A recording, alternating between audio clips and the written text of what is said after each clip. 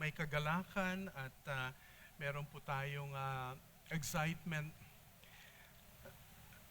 Ako'y nagpapasalamat sa Panginoon sapagkat ninanais ng Panginoon ang ating iglesia ay talagang tayo po ay mag-dive. No? Tayo po talaga ay makapag-aral ng maigi kasi nais ko pong sabihin na ang conviction po ng leadership namin ni Elder bilang elder and pastor, actually, isa lamang yon, is that all of us, tayong lahat ay talagang magkaroon ng tinatawag na deep knowledge of the Word of God. Yan ang ating goal, yan ang ating desire. At kaya po sa mga serya na ating pong tinitingnan sa umagang ito po ay nagiging bahagi ng ating pagkilala sapagkat the more we see ourselves through the text, the more we see ourselves through the Bible, through the lens of the Bible, nakikita po natin kung ano tayo sa kanyang harapan.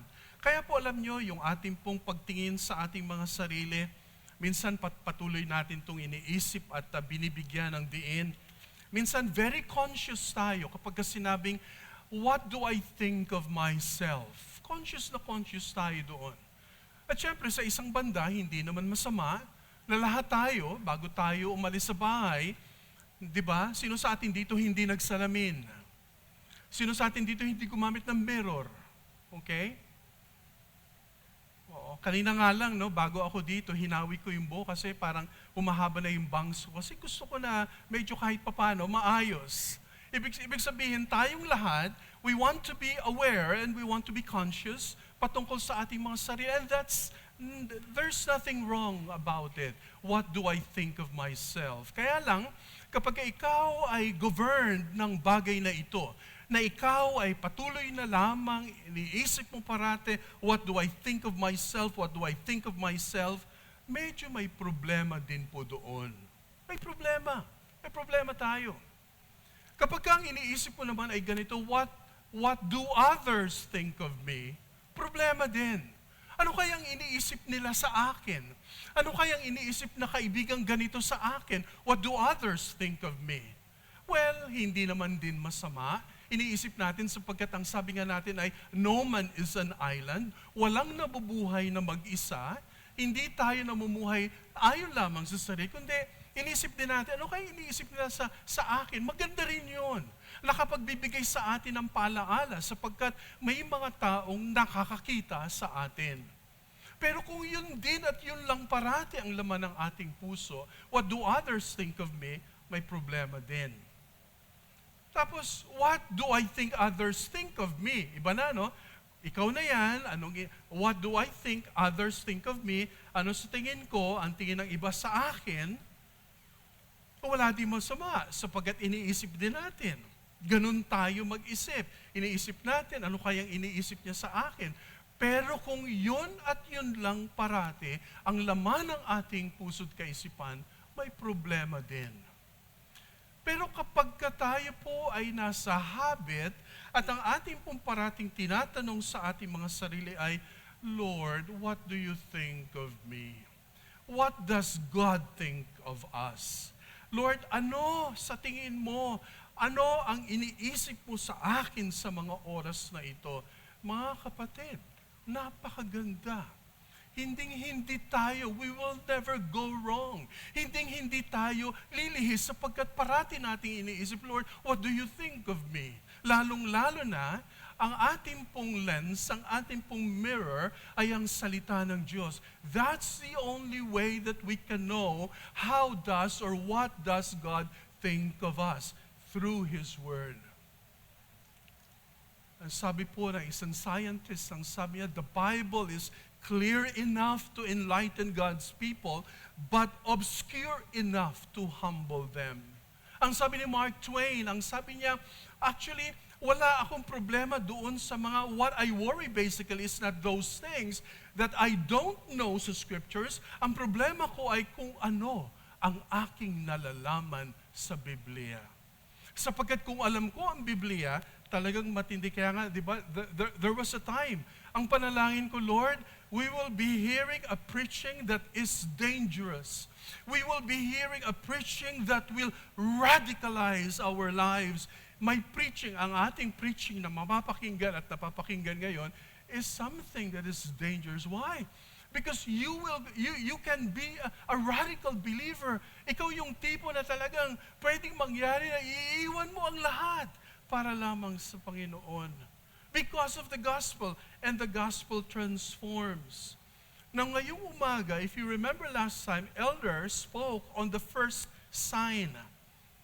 Alam nyo, parang sa isang banda, yung nangyari sa Cana, doon sa Galilee, ay nagkaroon ito ng parang reflection dito po sa ating matutunghayan sa pangalawang sign. Now let me remind you that the word sign, semaion, yan ang tunog sa mga Griego. Ang ibig sabihin ng sign ay, yan ay ibinibigay ng Diyos, ang purpose ay para i-authenticate ang message ng nagdadala, ng gumagawa, Jesus Christ, for example. He was the one who heals. At kapag ito po ay sign, ang sign po ay para doon sa mga skeptics. Ang sign po ay para doon sa mga unbelievers. Pero alam nyo, yan din po ay merong purpose sa mga believers, katulad natin.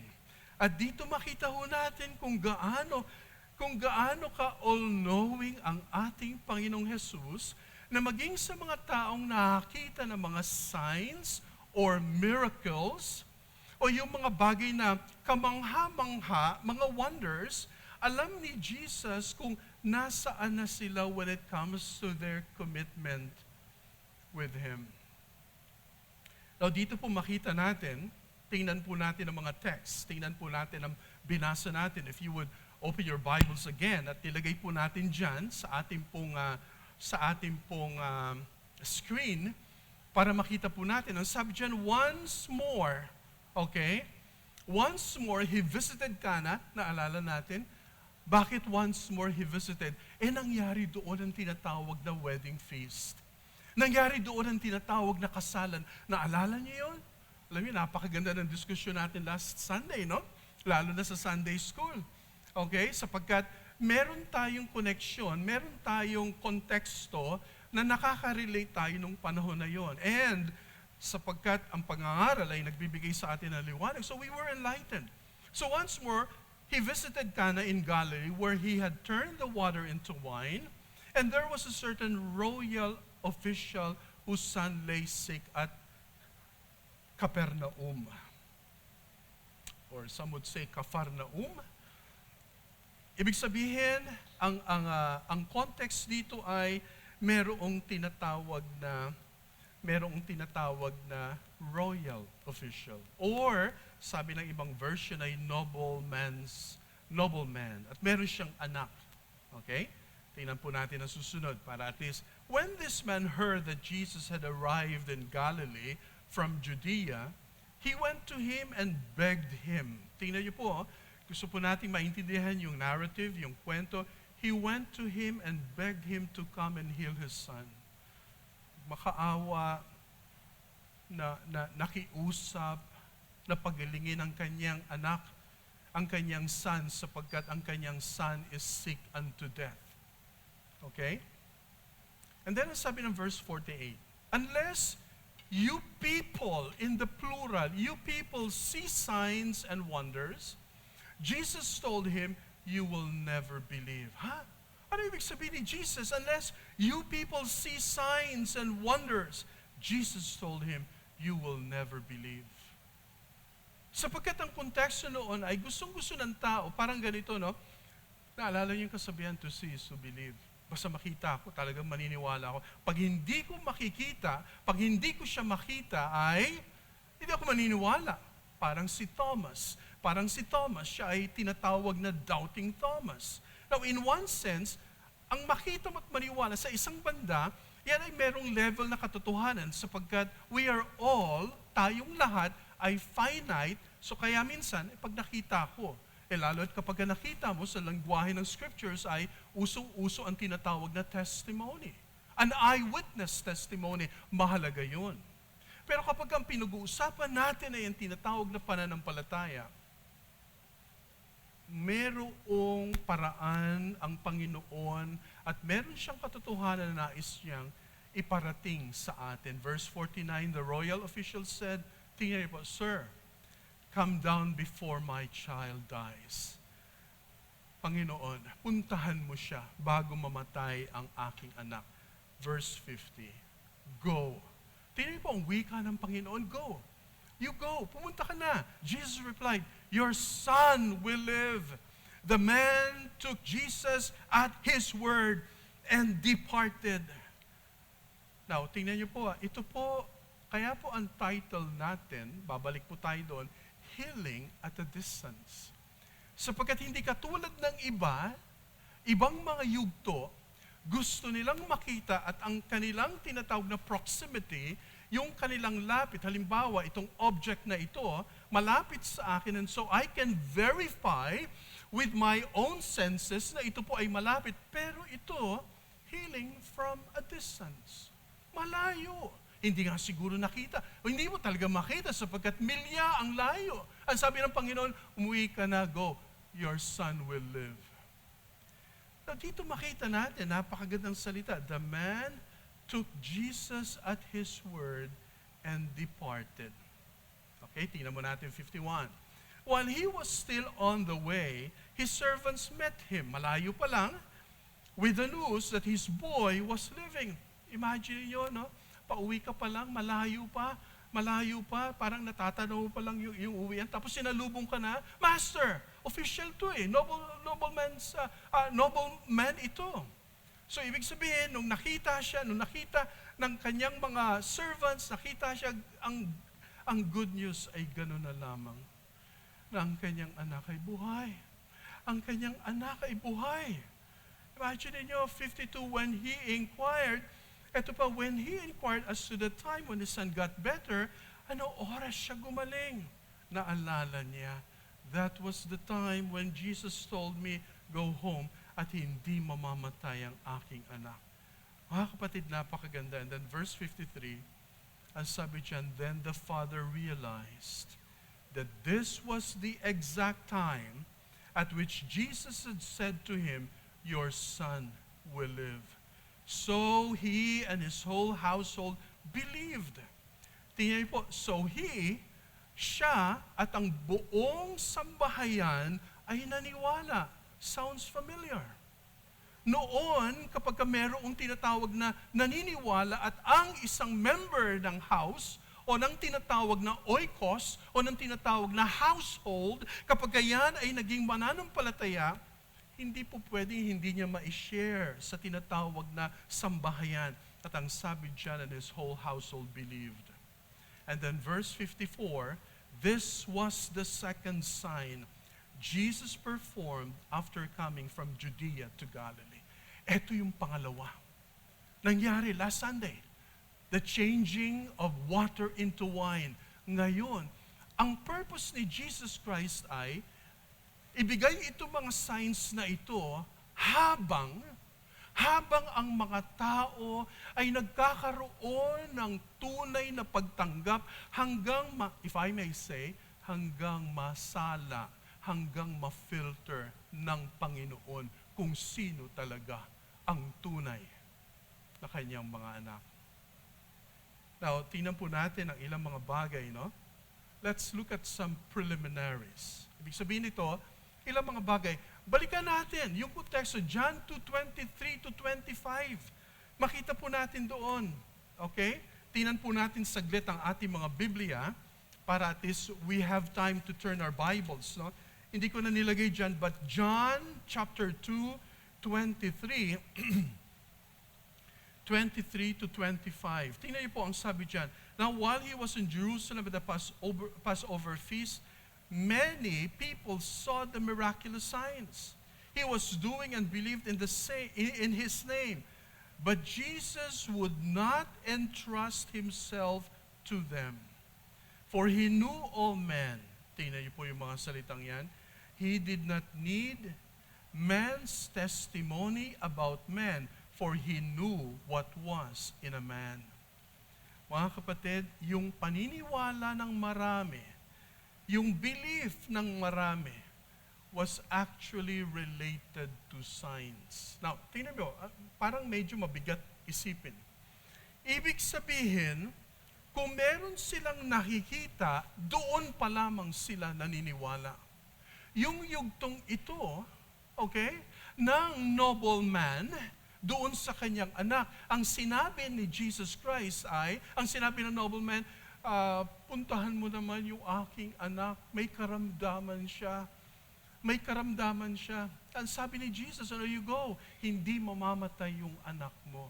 Kaya ang ginawa ng nobleman, actually interesting, the word noble, the word official, meron siyang tunog, okay, in the ancient world, meron siyang tunog sa tinatawag na parang meron siyang authority na parang derived sa isang king. Basilikos, yan. Basileia, kingdom, ito yung tunog, no? Ibig sabihin, kapag ikaw ay hari, Basilius. Ibig sabihin, ikaw ay king. So itong taong to, mataas ang kanyang parang si Joseph of Arimathea. Parang si Nicodemus. Itong mga taong to, matataas ang kanilang katungkulan o kaya ang kanilang status sa panahon noon, and yet, itong taong to, ang sabi niya, naniwala siya sa sinabi ng Panginoon. So tandaan po natin, okay? Dito po napakaliwanag, okay? Napakaliwanag na ang belief ng napakarami was related to the signs. Okay? Paano kung wala ng signs? Tingnan ho natin na maigi ito, paano kung wala ng signs? Paano kung wala ng mga bagay na ibig sabihin, mga wonderful things. Kaya ang tao, ang tendency natin, gustong-gusto natin talaga ng mga bagay na wonderful, nakakamangha. Kasi ang tutok ng ating kaisipan, wow, ang galing, ang ganda. Mga kapatid, pwede pala nating ma-miss. Kunyari, no, nakita mo ang napakatinding creation ng Panginoon, pwede palang sabihin, wow, ang ganda. Nakita mo yung creation, pero pwede palang makalimutan mo ang Creator. Pwede palang dumating sa buhay ng isang tao, yes, naniniwala ka, pero pagdating sa puso mo, walang tinatawag na transformation, katulad nitong nobleman. Nung sinabi ni Jesus na go, dali-dali siyang umuwi. Alam niyo yung pag-uwi, it took him what? It took him, sabi nga na ibang mga scholars, talaga namang napakalayo. Baka halimbawa lang, from morning till evening. Sapagkat naniniwala siya sa sinabi ng Panginoon, mga kapatid, tatandaan po natin na ang belief, bagamat sinasabi natin na ito ay belief, maraming naniniwala, pero ang paniniwala ay nauuwi lamang doon sa mga bagay na nakikita. Kaya ka naniniwala kasi meron tayong nakikita. Hindi ba't ito ang ating filosofiya? To see is to believe? There's nothing wrong. Pero mga kapatid, kung yan lang at yan lang, may problema po tayo. See that? Kaya po, doon, ulitin ko, no? Nakita natin kanina yung text na yan. Nakita natin, but Jesus would not entrust Himself to them. Alam ni Christ, hindi pa dadala ang Panginoon. Jesus, no? Jesus, believe kami sa iyo. Ang galing mo. Ay, hindi padadala si Jesus. Siguro sabihin ni Jesus, sa totoo lang, yung congratulation nyo, yung pagbati nyo sa akin, sa totoo lang, yan ay mababaw at maaring mauwi sa tinatawag na huwad. Huwad, okay, na pagtangkilik. For He knew all people. Alam ng ating Panginoon. Diba? Tapos yung sabi ng 25, He did not need any testimony about mankind. Parang sa isang banda, dahil alam ni Jesus Christ ang lahat, at ang sabi dyan, for He knew what was in each person. Kaya pala mga kapatid, tingnan nyo, ito ang larawan sa atin ngayon. Kaya minsan, yung testimony giving, yung pasasalamat natin, yung kunyari may testimony time, There's nothing wrong to testify of God's goodness. Pero minsan, pagka nagte-testify tayo, para pagkang sinasabi natin sa Diyos, Lord, alam mo, napakatapat mo. Sa isang banda, alam na ng Diyos yun. Alam na ng Panginoon yun. Ang ibig lamang sabihin ay, kung alam mo na ang Diyos ay tapat, anong nangyayari sa iyong buhay? Anong nangyayari sa iyong pagkatao? Meron bang transformation? Meron bang metamorphosis? Meron bang pagbabago from one glory yet to another degree? Meron bang nangyayari? Yan ang crucial na point. Hindi lang yung lahat tayo naniniwala. Hindi lang yung lahat tayo, yes, oh yes, sinong naniniwala? Lahat tayo naniniwala. But at the end of the day, kung ang ating paniniwala ay merong bunga sa ating buhay ng ating decision making, ay nagkakaroon ng changes, nagkakaroon ng tinatawag na reorientation. Kasi kung wala mga kapatid, yung paniniwala mo, wala. Yung sinasabi dito wala. Alam ni Jesus ang ating mga puso. Hindi kailangan ni Jesus di ba? Kaya minsan alam nyo, I thank the Lord, pares kami ng conviction ni Elder, no? Hindi natin kailangan na umawit ng mga songs na paulit-ulit at, di ba? Ibig sabihin, Lord, you are so, di ba? Magaganda yung mga lyrics sa isang banda, but at the end of the day, what happens then between you and the text of the songs that we're singing? Meron bang pagbabago? Yun yung crucial na sinasabi natin dito. He did not need any testimony about man. Alam ni Jesus for He knew what was in each person. Now, pangalawa, tingnan niyo po. John 4:45. Okay, bago po yung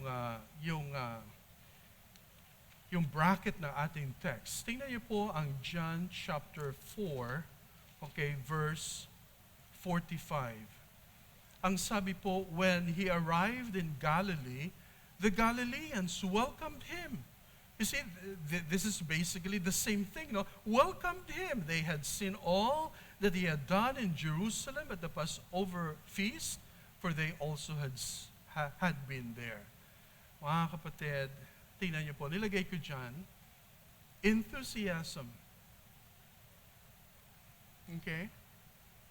Kung ikaw ay punong-puno lamang ng enthusiasm, okay, dahil sa nakikita mo, dahil sa science.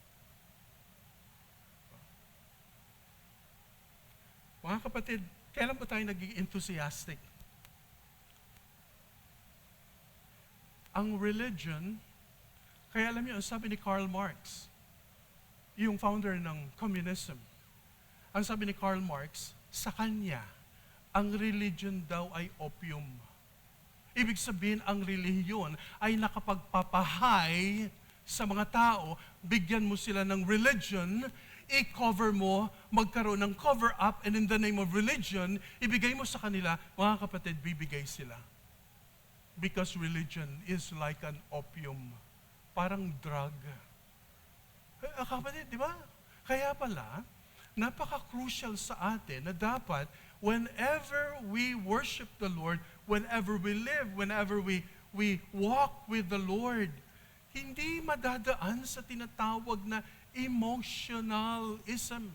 Ibig sabihin yung ating enthusiasm, hindi sapat yun. Minsan yun ang ating barometer, yun ang ating panukat. Kapag ikaw ay, kamusta ka? Makita mo, talaga napaka-sipag, napaka-init, di ba? Andiyan yung zest, andiyan yung tinatawag na zeal.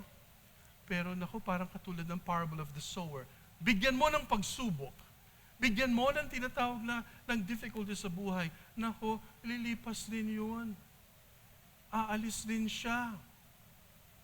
Mawawala din siya sa sirkulasyon.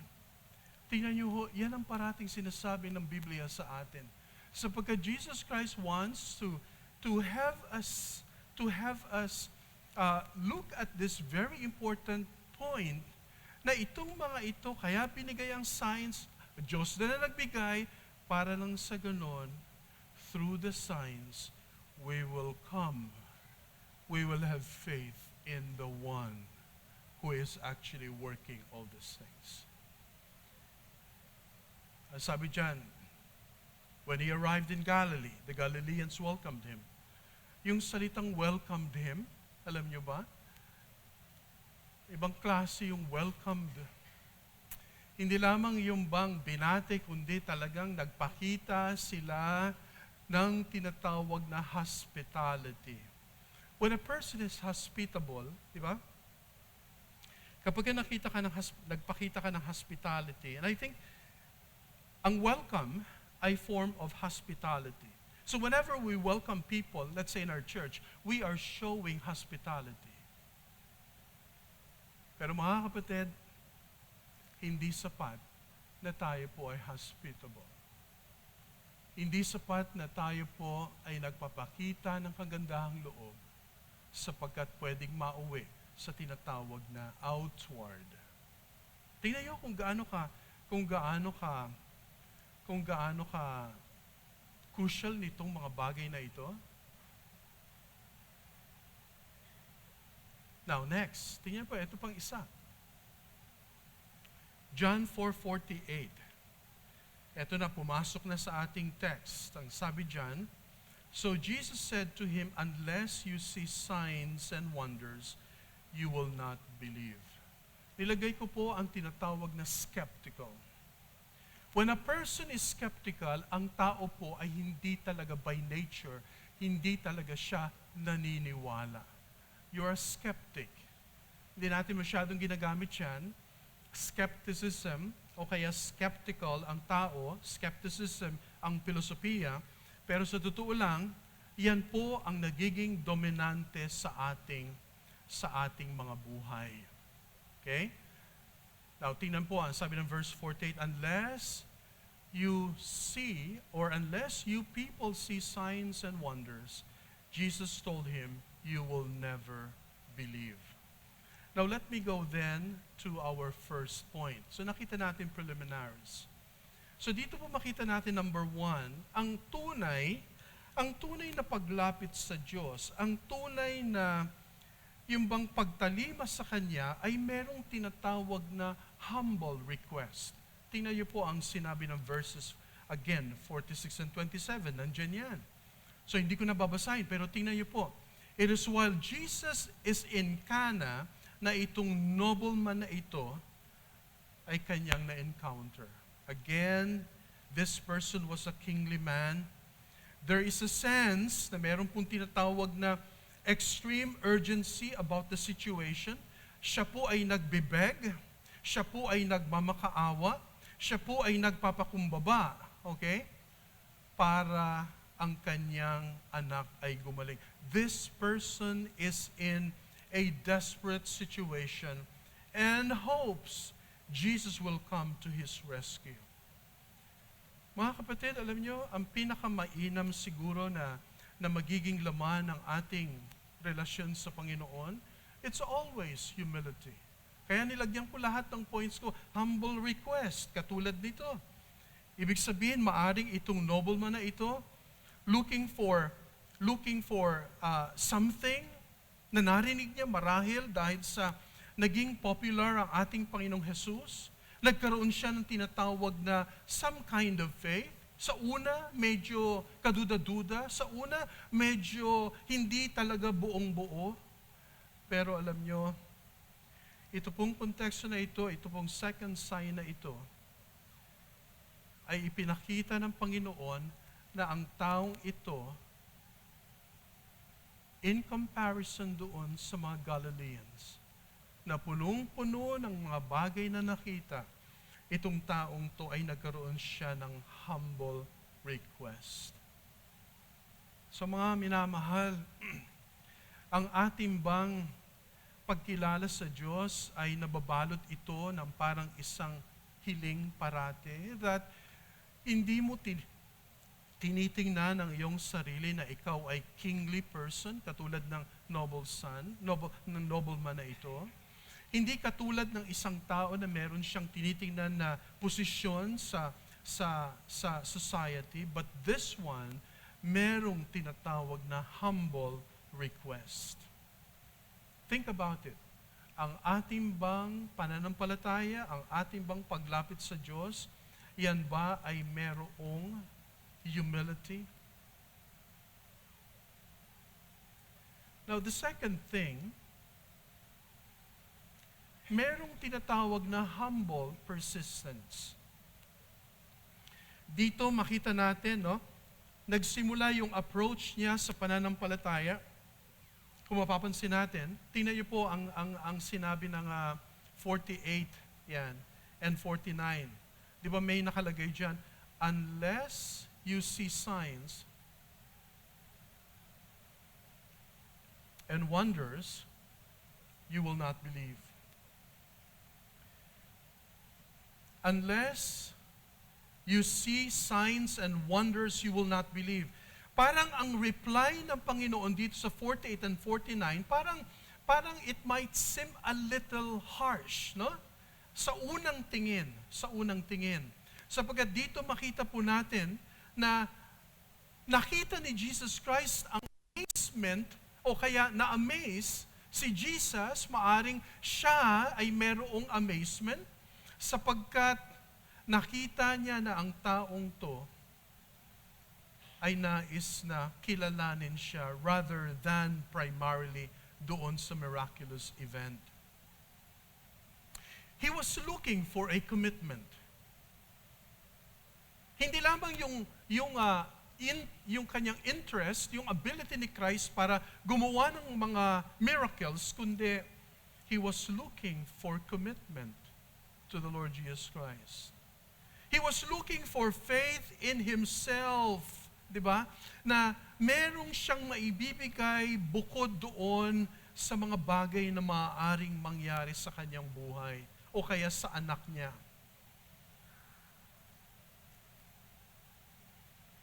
Now, think about this. Siguro narinig ng nobleman na ito na kinakailangan madala ko si Jesus Christ ay makarating mismo sa bahay para mapagaling. Now, here's the Lord Jesus Christ, what He was saying. Go home. Your son will not die. So, ibig sabihin mga kapatid, okay, maaring nagkaroon siya, tingnan niyo po yung development ng kanyang faith, kasi nga, naging persistent siya. Now, tingnan nyo, sa isang banda sa buhay natin, kung sino man ang nagpe-persevere sa ating pananampalataya, alam nyo po pwede kang lumalim sa buhay. Kung sino man sa atin ang nagpe-persist to know the Lord, the opportunity for you to be more knowledgeable is possible. Kaya dito, maaring sa isang banda, medyo maaaring nagkamali siya na kinakailangan si Jesus Christ ay maging present doon, okay, doon sa bahay para gumaling ang kanyang anak. Possible, right? Possible. Pero hindi nga nakarating eh. It was healing at a distance. Gumaling dahil lamang sa sinabi ng Panginoon at dahil sa kapangyarihan ng Panginoon.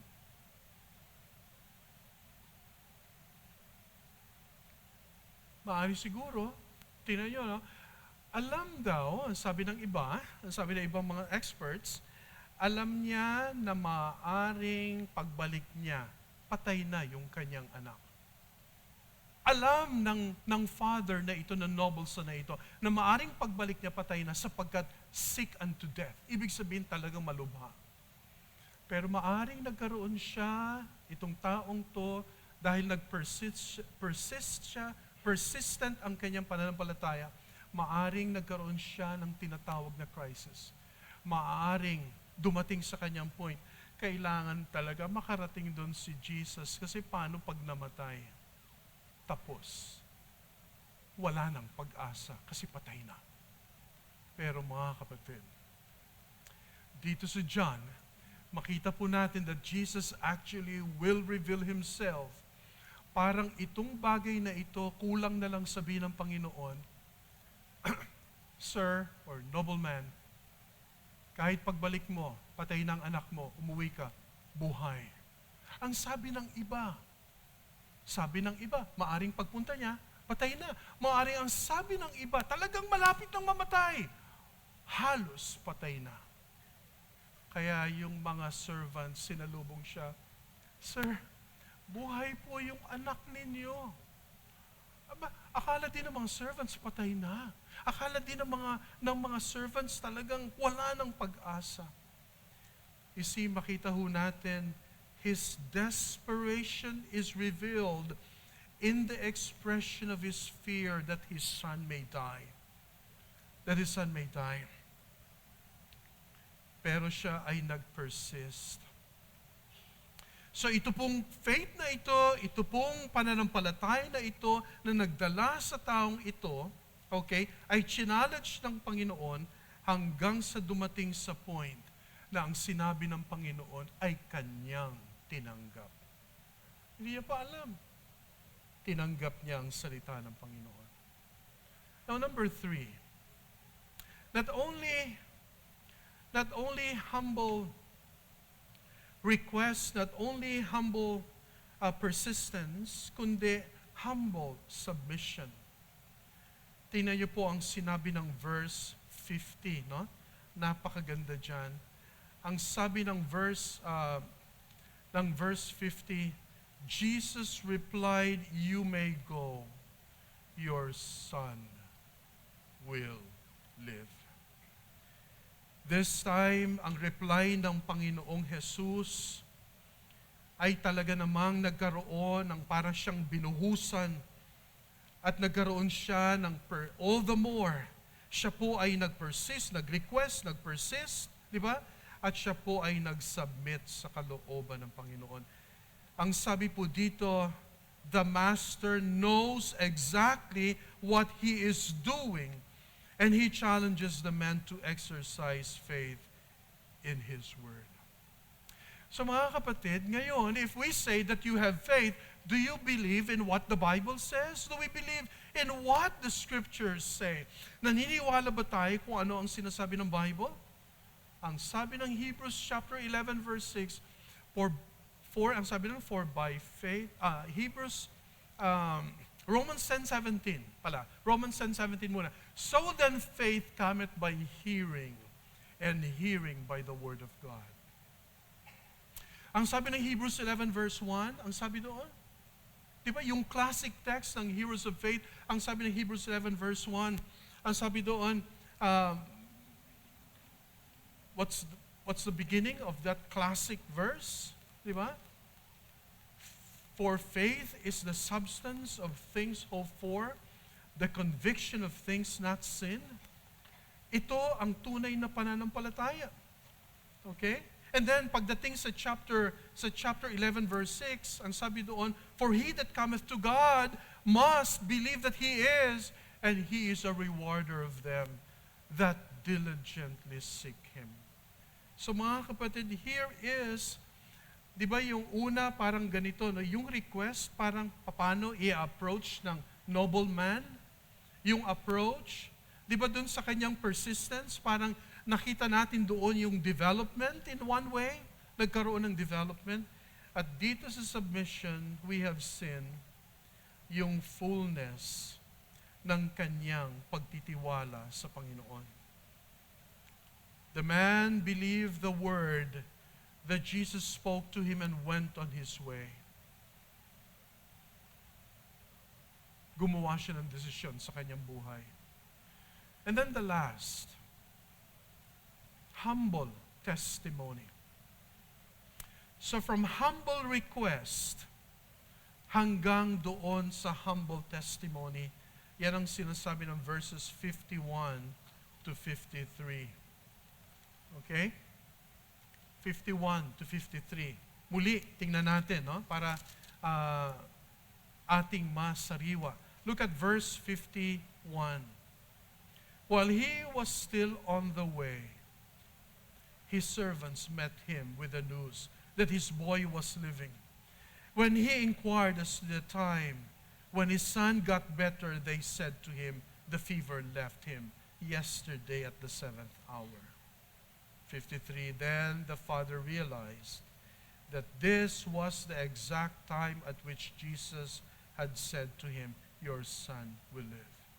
So he and all his household believed. What a powerful scenario, situation here. Hindi lamang yung kanyang faith nag-umpisa sa isang request. Ganoon naman talaga kapag ang tao nagtitiwala sa Panginoon. Humble request, humble persistence, humble submission, and then humble testimony. What happened? Buong household, ang sabi dyan, ay naniwala. Buong household ay sumampalataya. In this narrative, we have witnessed a remarkable growth of the faith that is essential for salvation. Kaya kung mapapansin natin, tingnan niyo po, ang nais ng Panginoon, siya naman nagbibigay ng signs. Siya naman nagbibigay ng wonders. Pero kung isipin natin, Lord, bakit parang yung signs and wonders ginagamit mo para kami ay salain, para kami ay i-filter sa inyong kingdom? Well, mga kapatid, sapagat alam ng Diyos ang ating mga puso. Alam ng Diyos ang alam ni Jesus Christ ang sinasabi ng Jeremiah chapter 17 verse 9, that the heart is deceitful above all things and desperately wicked. Tingnan niyo mga kapatid, imagine niyo, naalala niyo yung the Pharisee and the publican? Yung panalangin ng Pharisee na halos siya ay nakasandal sa templo at sinasabi, Lord, I thank you because I am not like that man. Yung publican na yon. You see, Lord, what can I do? Itong dalawang kamay ko, I give my tithes, I help people, ginagawa ko ito. Sobrang haba ng kanyang sinabi, pero kapos sa eternity. Pero itong taong to, itong publican na ito, tingnan po ang kanyang humility. Ang sabi doon, Lord, maawa ka pang hinampas niya yung kanyang dibdib. You know, smiting one's chest in the ancient world ay isang larawan ng tinatawag na pagpapakumbaba. Hinampasin kayo sa Lord. Lord, maawa ka, Panginoon, have mercy on me, a sinner. Sobrang ikli, but too long for eternity. Alam niyo nangyari? He went home justified. Pero yung tao, yung Pharisee, hindi siya justified. Mga kapatid, sa umagang ito, kailangan pa ba natin ng signs? Kailangan pa ba natin ng mirakulo? Bawat araw sa buhay ay laan ng Diyos upang ikaw ay lumapit sa Kanya. Romans 2:4 and 5, or despisest thou the riches of His glory, of His goodness, and forbearance, and long-suffering? Ang sabi doon, not knowing that the goodness of God leadeth thee to repentance. Ang kabutihan ng Diyos, tinutulak ka. Tingnan mo anak. Hindi ba't napakabuti ko sa iyo every day? Pero parang, tingnan nyo, doon pa lang. Kaya tingnan, di ba, parati yung sinasabi, kapag ka daw hindi na tayo namamangha, now listen very carefully, kapag ka hindi na tayo namamangha, nagwa-wonder sa buhay na, wonder with an O, hindi A. Yung A, ito yung pasuroy-suroy, pakalat-kalat, di ba? Pero yung wonder with an O, namamangha. Pag hindi na daw tayo namamangha, tingnan mo, hindi ka na nagpapasalamat sa Diyos. Pero when you always wonder, namamangha ka dahil napakabuti, tingnan nyo mga kapatid, isipin nyo, lahat tayo, sobra naman ang depiction ng ibang mga Puritans, no, sa tao. Parang alam niyo yung maliit na yung mouse, parang hinahawakan na tayo sa buntot at nandiyan yung apoy na parang anytime pwedeng mabitawan, anytime pwedeng malaglag. Hindi naman ganoon ang ating Diyos, no? Pero noong mga time na yon, talagang ang tindi ng preaching on the holiness of God. Pero sa isang banda, God is holy, but at the same time, God is our loving God. So mga kapatid, let me close with these reflections.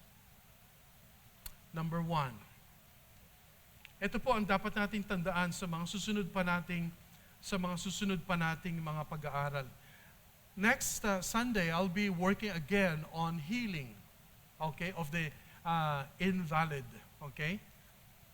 Ang sabi dito, reflections. Number 1, signs authenticate the claims of Jesus' divinity. Yan ay pruweba na si Jesus Christ ay divine. Ano ang ibig sabihin ng to authenticate? Anong ginagawa natin kapag isang document ay pinapa-authenticate natin? Yan. Kaya napaka-importante ng pagnonotaryo, no? To authenticate something, kinakailangan mapatunayan na yan talaga ay isang authenticated. Di ba? Nariyan ang tinatawag na pirma, nariyan ang tinatawag na stamp, nariyan ang tinatawag na there is that stamp of approval. So signs authenticate the claims of Jesus' divinity. Mga kapatid, ngayong panahon, batid mo na ba na si Jesus ay divine? Batid mo na ba na si Jesucristo ay Diyos ng iyong buhay? Sana po, hindi na tayo maghahanapan ng ibang mga signs. Kaya minsan, ginagamit natin, Lord, bigyan mo naman ako ng sign. Lord, bigyan mo ako ng sign kung sino mapapangasawa ko. Lord, bigyan mo ako ng sign kung sino yung kalooban ng Diyos. Sign ka ng sign, hindi mo naman nalalaman ng Biblia. Sign ka ng sign, hindi ka naman nag-aaral ng salita ng Diyos. Hanap ka ng sign. Ang sabi ng Diyos, bago ka maghanap ng signs, ito ang salita ng Diyos. You follow God's will. Kaya alam nyo, kahapon sa Bible study, napakaganda. Pinag-aralan namin yung fasting. One of the Christian disciplines ay ang tinatawag na fasting, o yung tinatawag na pag-aayuno. Pag-aayuno. Alam mo, napakaganda. So, nirelay ko siya sa Psalm 1:1. Blessed is the man that walketh not in the counsel of the ungodly, nor standeth in the way of sinners, nor sitteth in the seat of the scornful. I agree with John Piper na ang sabi niya, kapag daw tayo ay nag-fast, we need to only, hindi lamang sa ating kinakain, kundi fast can be severing the ties from any known sin sa ating buhay, and it is equivalent sa tinatawag na self-denial. So blessed is the man that walketh not in the counsel. Nagfa-fast ka ba? Okay? Nagfa-fast ka ba na makinig sa mga bad advices ng mga taong nasa paligid mo? It can be. Sa isang banda, it can be. So mga kapatid, you go back to the scriptures. Ito ang kalooban ng Diyos sa ating mga buhay. Number 2, no other foundation but Christ. No other foundation but Christ.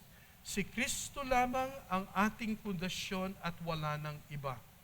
Jesus alone holds everything. Ang sabi ng Colossians, siya ang tinatawag na chief cornerstone. Siya ang merong kapangyarihan upang mag-make sense ang lahat ng mga bagay sa mundong ito.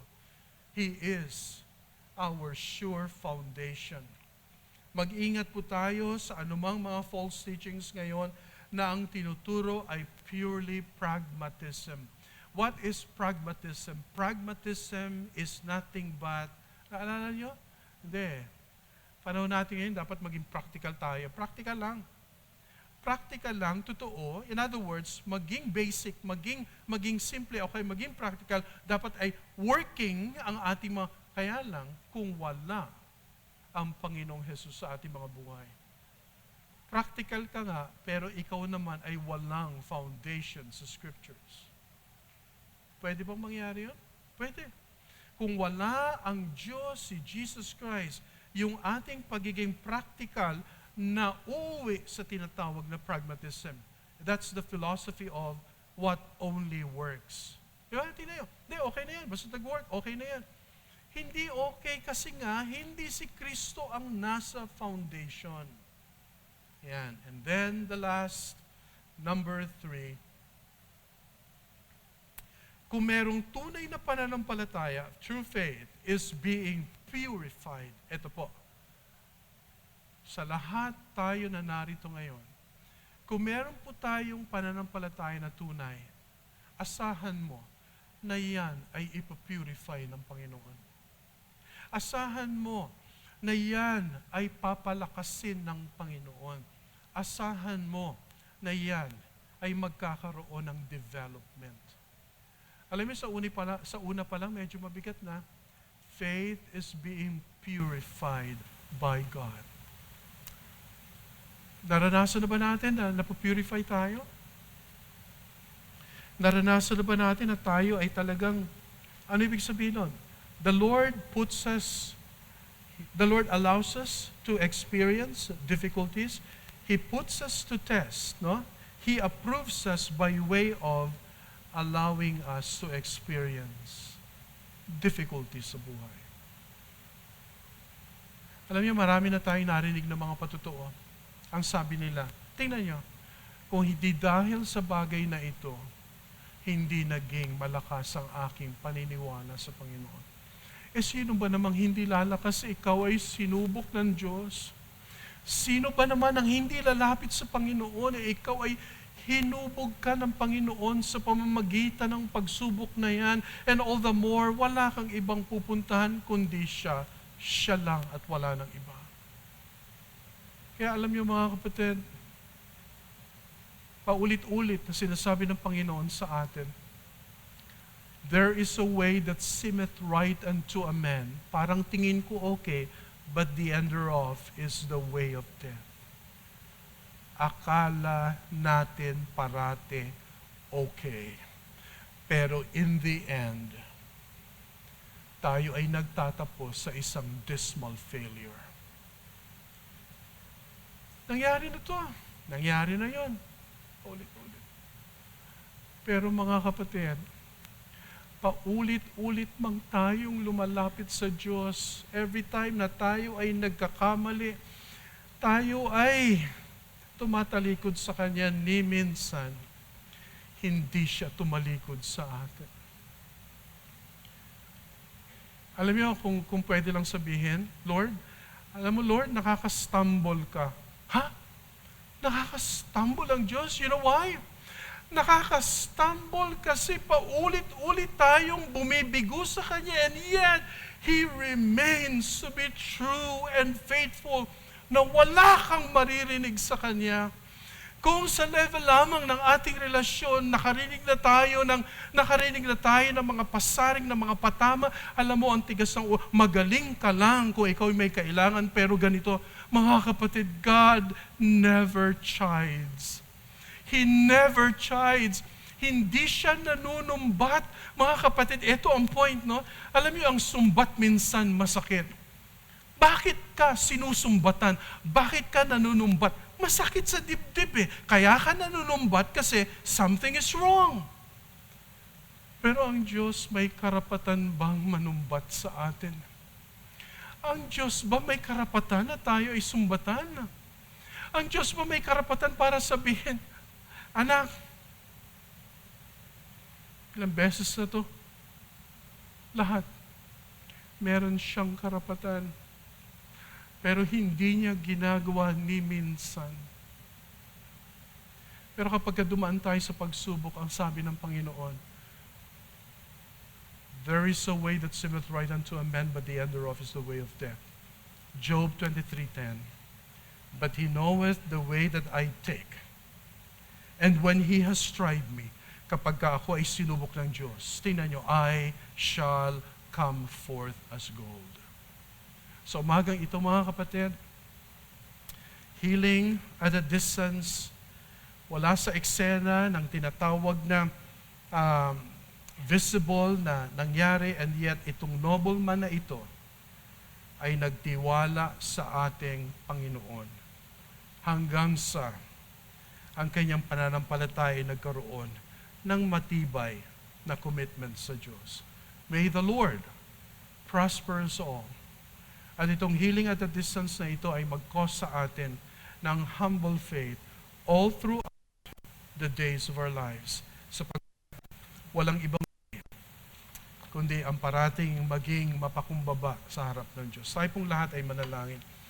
Lord, we thank you for this wonderful and sweet time na ibinigay mo sa amin. Salamat po, Panginoon, sapagkat ikaw ang nagsasalita. Ikaw ang nagbubukas ng inyong mga salita. And so, Lord, nais mo na hindi lamang kami ay makinig, kundi makinig kami ng merong pananampalataya. At ang pananampalataya na ito, O Diyos, ay nakapagbibigay sa amin ng transformation, ng pagbabago sa aming mga buhay. Lord, sana maging evident po ang mga changes na ito sa mga darating na araw based on these words. Ito po aming dalangin sa pangalan ni Jesus. Amen.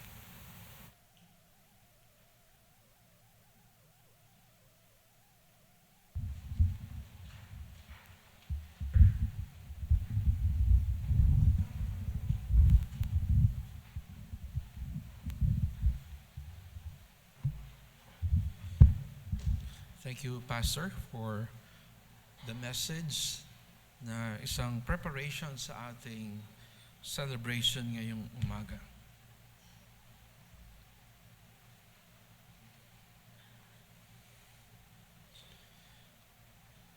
Let us now prepare ourselves sa ating celebration, and we praise the Lord for the message that we heard. This celebration has nothing to do about any miracle. There is nothing miraculous about the Lord's table. The Lord's table cannot save you. But your participation in the Lord's table is a manifestation as to who you are. If you believe that you are a child of God because of your faith in the Lord Jesus Christ, then there is a deep meaning to what we are celebrating today. Faith from a distance. We believe that what happened 2,000 years ago ay ang anchor ng ating pananampalataya. We were not there, yet we believe. Because we accept the Word of God as His Word. We accept all the accounts of what happened in Golgotha, in Calvary, 2,000 years ago. And we also believe ang inihabilin ng ating Panginoon na ito ay ating gagawin as often as we can until He returns. Let me read to you some verses from Romans chapter 8 upang ating maput into proper context ano ang ginawa ng ating Panginoon as a reminder to us. Yung kanyang tinapos na work upang tayo ay magkaroon ng karapatan na mag-participate sa celebration na ito. In Romans chapter 8, verse 1, ito ang sinabi ni God through Paul. There is therefore now no condemnation to those who are in Christ Jesus, who do not walk according to the flesh, but according to the Spirit. It is such a sweet and delightful pronouncement of God that we are no longer condemned because of our Lord Jesus Christ, according to the Spirit. And then in verse 11, but if the Spirit of Him who raised Jesus from the dead dwells in you, He who raised Christ from the dead will also give life to your mortal bodies through His Spirit who dwells in you. The Holy Spirit of God cannot dwell in the heart of someone who has no relationship with Jesus Christ. That is why this celebration is meaningless if you do not have Christ. This will just be an ordinary tradition ng MCBC every month, pero walang saysay sa buhay mo sapagkat wala ka palang relasyon kay Jesus Christ. And then in verse 16, this is what it says. The Spirit Himself bears witness with our spirit that we are children of God. And so this morning, ito ay ating paulit-ulit na ginagawa every month at lagi tayong napapaalahanan as we read 1 Corinthians chapter 11. And my request, everyone, to please stand up to prepare ourselves in this celebration. And my request, the leaders of the church, to please come forward to give assistance to me in this celebration.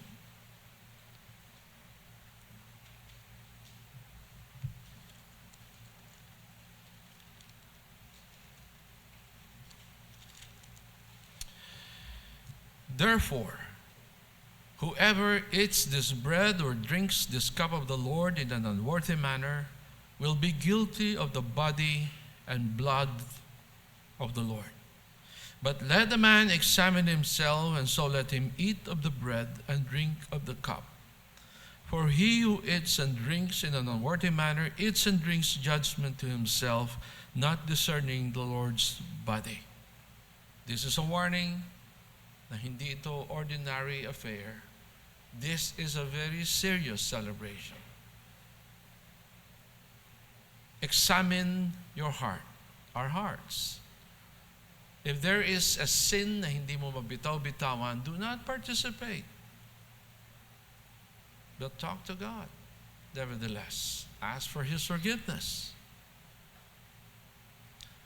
That's why, again, as a reminder to the congregation, as well as for the information of our visitors, our church gives a very serious value to the celebration. We want discipline. Kung ikaw ay hindi pa sumusunod sa ating Panginoon in water baptism, do not participate. Do not. But we are hoping that someday you will follow the Lord in water baptism, and then you can celebrate with us. To those of us na mayroon niyang hindi mabitaw-bitawan na kasalanan sa buhay, you cannot hide it from God. Ask God for His forgiveness, but if you are still holding on to it, do not participate. Do not. That is what the Word of God is saying. May I request the ladies to please prepare the table.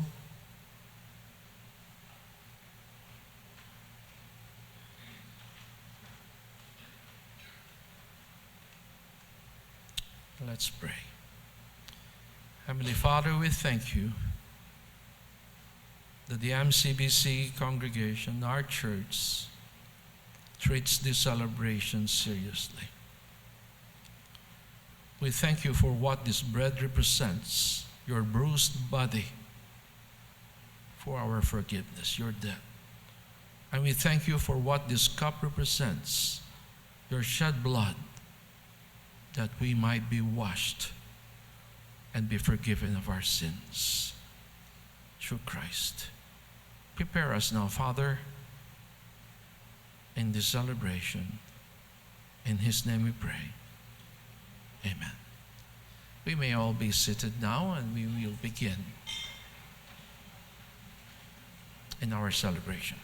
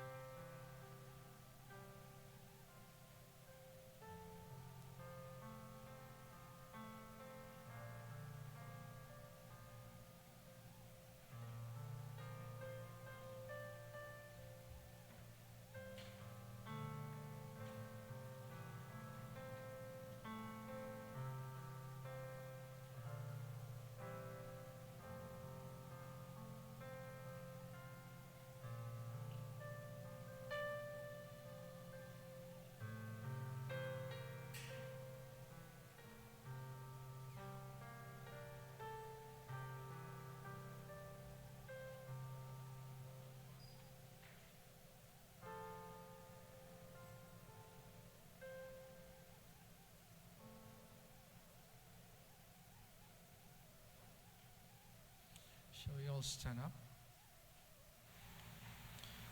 For I received from the Lord that which I also delivered to you, that the Lord Jesus, in the same night in which he was betrayed, took bread. And when he had given thanks, he broke it and said, "Take, eat. This is my body which is broken for you. Do this in remembrance of me."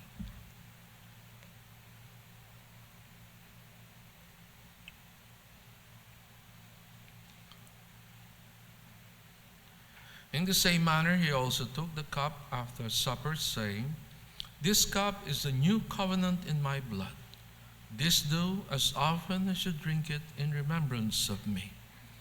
For as often as you eat this bread and drink this cup, you proclaim the Lord's death till he comes."